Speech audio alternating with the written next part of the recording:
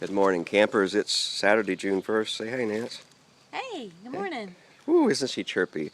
And I feel like a zombie. Anyway, we're at the St. Thomas Episcopal Church. It's a hostel. Here's the lovely gardens outside of the grounds. And then here's the door to the hostel in the church basement.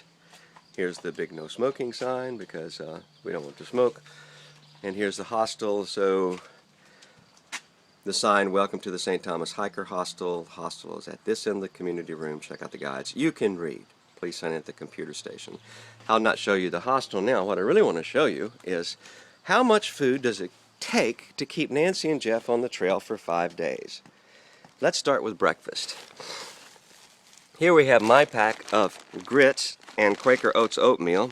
Excuse me, this is Nancy's. This is 5 days of oatmeal. That's 5 breakfasts. Here's mine. Grits and a combination of grits and oatmeal. And then here's our little bag of tea right now, because when we went shopping last night at the A&P, the only place that sold Starbucks Via was the Starbucks in the A&P, and so we don't have coffee there. But that's basically our breakfast. We have tea or coffee with some sugar in there and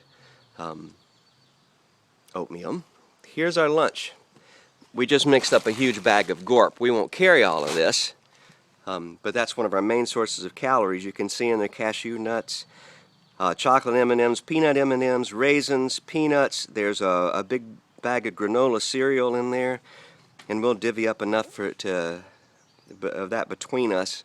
And what we don't use for the next 5 days, we'll ship down the road in our bounce box. Here's the gold standard. These are Pro Bars, 1 a day. I've talked about them before. They're the best. Pro Bars. Here's 1, 2, 3, 4, 5, and 1, 2, 3, 4, 5. So that gets me and Nancy, and this is basically our lunch. And then when it comes to supper, we have 3 different styles. Here's an aluminum wrapper, chunk light tuna, with 2 packets of ramen. Ramen is very lightweight and very high in calories. Not something you can eat at home very often. It's not that healthy, but on the road, on the trail, it's great. And then we have polenta with Knorr pesto sauce mix.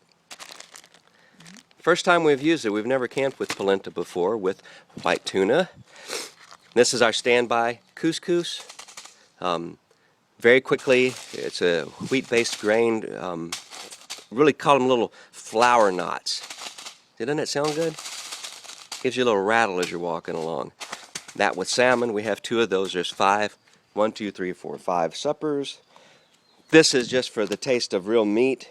We don't really eat a lot of beef jerky. You can see we've been carrying this since we've been on the trail. It's just a little meat taste. And then at the end of a long, hard day, even when it's hot, this is Jell-O. A little bit of Jell-O in a hot Sierra cup. This is Nancy's Sierra cup that she's had from when she was 16 years old. And this is our titanium spoon fork, a spork, almost indestructible because it's titanium. We mix up our Jell-O in here, have a nice sip. We cook our suppers in a big common cooking pot, and then we eat out of this with the spork. In the morning, oatmeal, grits, coffee, we all use out of our Sierra cups.